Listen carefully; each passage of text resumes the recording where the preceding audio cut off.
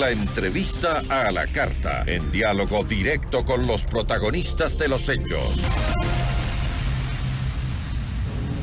Está con nosotros Larry Yumibanda, presidente del Círculo de Economía de Guayaquil. ¿Cómo está? Muy buenas tardes, gracias por acompañarnos. ¿Cómo la Gisela? Buenas tardes también a la audiencia. A las órdenes. Gracias. Escuchaba al economista y miembro del Observatorio de la Política Fiscal, Jaime Carrera, que advertía que el déficit fiscal, que son más gastos que ingresos, pasará de 2.000 millones en 2022 a 5.000 millones hasta diciembre de 2023. Es decir, al Estado ecuatoriano le faltará un total de ingresos por 5.000 millones para cubrir sus gastos básicos. Es una situación difícil, ¿no? Además de todas las deudas que tiene con las transferencias al IES, escuchábamos a los gobiernos locales, entre otros, ¿no? En medio de una crisis de inseguridad y además la inminente llegada del fenómeno del Niño, los candidatos han desenfocado el ajuste económico que tendrá que realizar en un gobierno que durará menos de 2 años, como que se hacen a un lado de lo que está sucediendo en materia económica? Creo que a veces es desconocimiento por parte de los candidatos. Si bien es cierto, están centrados en el tema de seguridad, pero el tema económico también es un tema muy grave. El tema del déficit fiscal de los 5.000 millones para este año es sin considerar lo que puede ocurrir con respecto al fenómeno del Niño, lo que puede ocurrir con respecto a la consulta del Yasuní. Entonces, ese déficit fiscal se puede ampliar para el siguiente año. Estamos hablando año 2024 y podría llegar siquiera a unos 6.000 a 7.000 millones de dólares de déficit fiscal, ¿no? Como fuente de financiamiento, más el pago de amortización para el 2024, este año ya no, porque prácticamente creo que el gobierno va a hacer el ajuste pertinente para un poco mitigar el impacto, pero para el 2024 siquiera se van a necesitar aproximadamente unos 12.000 millones de dólares en financiamiento. Eso cubriría parte del déficit fiscal y también el tema de la amortización de la deuda, ¿no?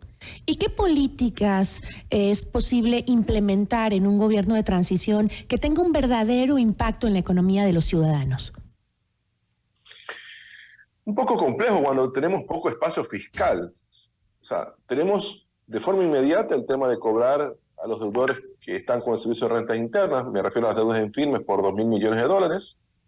Se tendría que revisar los gastos tributarios, pero los gastos tributarios, algunos están en el Código de la Producción en manera de incentivos, especialmente con las zonas especiales de desarrollo. También están los gastos tributarios en lo que tiene que ver con la devolución del IVA a las personas de tercera edad. Gastos tributarios, por ejemplo, cuando se cobra IVA cero a los alimentos de primera necesidad. Entonces es un poco medio complicado ahí, pero se puede hacer una especie de ajuste de aproximadamente unos 1.000 millones de dólares. ¿Dónde más se puede revisar? El tema de la transparencia del seguro social, yo creo que puede dar un paso importante. Eso debería ejecutarlo el próximo gobierno para un poco ir disminuyendo los aportes, ya no el 40%, sino por ejemplo un 35%. Hasta que el seguro social sea rentable en el largo plazo para ir mitigando los impactos y ya no entregar ese 40%, que son más o menos 3.200 millones de dólares, que es insostenible, que está en la reforma presupuestaria 2023, pero que al gobierno se le hace difícil de cumplir. Entonces yo creo que por ahí van generándose algunas medidas que pueden de alguna forma generar algo de espacio fiscal, pero el tema del gasto tiene que ser también prioridad del próximo gobierno. Yo creo que un congelamiento del gasto para lo que es el 2024 debe ser primordial, porque estamos haciendo, o el gobierno debe hacer esfuerzos por incrementar la recaudación tributaria sin subir los impuestos, pero también el gasto debe permanecer congelado. Y si existe, por ejemplo, algún tipo de gasto por mandato constitucional, sea en la educación o la salud, tendrá que acomodarlo de los otros rubros del presupuesto. Pero ya es el momento de comenzar a pensar y a trabajar con un gasto público de aproximadamente unos 30.000 millones de dólares, que siquiera tiene que durar los próximos 5 años, ¿no? Y ahora, sobre todo también recordando que el riesgo país es de más de 1.800 puntos. Eso es el tercero más alto de la región de América Latina. Y eso implica que estaría totalmente descartado encontrar financiamiento vía emisión de bonos de deuda, porque se tendría que pagar 21% de interés, según entiendo. Y por otro lado, la calificación según dice esta calificadora Fitch, Ecuador tampoco tendría posibilidad de aplicar un nuevo programa de préstamos con el Fondo Monetario Internacional. Entonces, ¿qué opciones le queda al siguiente gobierno para poder encontrar financiamiento para el Estado? Bueno, habrá que nuevamente golpear las fuerzas del Fondo Monetario Internacional. Yo sé que... Pero es posible.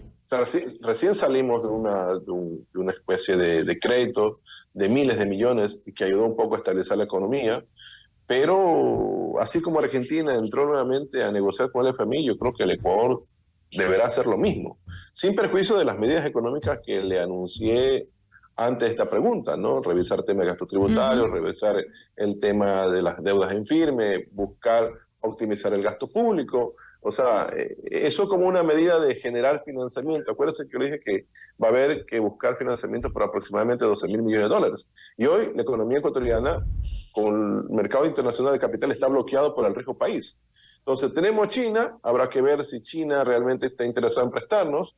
Tenemos, por ejemplo, la banca privada, que algo ha comprado en temas de bonos de Estado, pero es difícil lo que se le viene al próximo gobierno. Y me temo, le voy a ser totalmente sincero, me temo que otra vez regresemos a las reformas legales que se aplicaron hace pocos meses justamente para tratar de salvar la poca estabilidad que tiene el Seguro Social y el Banco Central. Que un gobierno llegue con la Asamblea a establecer reformas al Código Orgánico Monetario y Financiero para que el Banco Central le preste recursos al gobierno, o reformas a la Seguridad Social, que por ejemplo el seguro le preste recursos al gobierno, algo que ya estaba puesto por candado en las reformas legales hace pocos meses, pero temo que un próximo gobierno, ante el poco espacio fiscal que tenga, pueda de alguna otra forma, en conjunto con la Asamblea, autorizar esos créditos vía reformas legales, y eso podría generar primero un alivio fiscal, pero podría complicar las finanzas, especialmente el Seguro Social cuando tiene un fondo de pensiones que cada día está totalmente debilitado, ¿no? Y con el fenómeno del niño a puertas, ¿ha escuchado usted tal vez por parte de los candidatos presidenciales verdaderas propuestas que signifiquen una oportunidad de crecimiento económico para el país? Porque todo lo que se viene, hemos tenido un invierno tan duro, los agricultores están afectados, sectores que han sido anegados completamente por las lluvias, ahora se viene una sequía también en otros sectores, el fenómeno del niño, repito, en la costa, que está a puertas.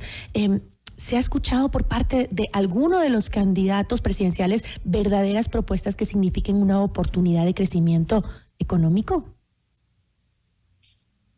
La verdad no he visto una profundidad de las propuestas en esta materia. Parece que no han medido el impacto que se viene. Estamos hablando de daños y perjuicios por el 3% del PIB. Para ponerlo en analogía, es más o menos lo que pasó con el terremoto en el 2016. Así que los candidatos no tienen más o menos el efecto que podría generar el fenómeno del niño. Mira lo que está pasando ahorita en Chile. También está inundado. Perú estuvo el ciclón Yaku y ahora otra vez también están a las puertas de nuevas inundaciones. Ecuador no se diga. Entonces, por eso digo, es un poco complicado el tema del espacio fiscal que tienen. Los candidatos parece que están más concentrados en captar el voto popular, ofreciendo cosas que no van a cumplir cuando tienen que decirle la verdad a los ciudadanos. Se viene un año 2024 muy crítico. Si el fenómeno del niño arroja pérdidas y daños por aproximadamente 3% del PIB, que son más o menos 3.500 millones de dólares, el déficit se amplía.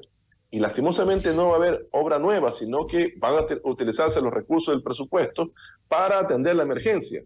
Porque nadie ha ofrecido un fondo de desastres naturales, nadie ha hecho una gestión de poder conseguir algún tipo de financiamiento. Entonces, yo creo que la economía, lastimosamente, en el 2024 podría estar al borde de la recesión económica. Y, por ejemplo, temas como el cambio de matriz productiva hacia el agro, que se habla desde algunos sectores políticos, ¿es posible durante un gobierno de transición? Primero, tratar de salvar el agro del fenómeno del niño. Segundo, yo creo que el tema de los créditos como política del gobierno de Guillermo Lasso se puede reformar, ampliar el tema del monto. Yo creo que las tasas de interés y los plazos y los años de pago me parecen oportunos. Adicionalmente, tiene tema de tecnificación. Miren lo que está pasando con el asunto del arroz. O sea, las lluvias están generando la escasez y las aspiradoras también están generando la especulación. Entonces, un país agrícola tenemos escasez de arroz increíble, ¿no?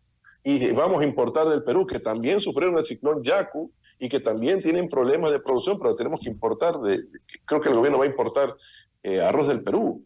Entonces, el agro está abandonado, las cifras económicas datan de una desaceleración en esta actividad y esperemos que el próximo gobierno le ponga como política de Estado. Yo creo que si apuntamos a llevar la agricultura a un segundo nivel, podríamos estar hablando de un proceso de cambio de la matriz productiva, en el sentido de que pasaríamos de una economía agrícola a una economía agrícola, pero industrial también a la vez. Entonces, una actividad agroindustrial en pocas palabras. Entonces, yo creo que ese es el camino, pero parece que a los candidatos todavía les falta visión de lo que realmente quieren hacer en los próximos 16 meses, ¿no? Y además este cambio inesperado de gobierno ha reducido las posibilidades de financiamiento externo en el país. El gobierno actual, yo creo que ya tiene las cartas jugadas. Yo creo que de alguna otra forma tiene las líneas de financiamiento ya definidas. A mí me preocupa el 2024.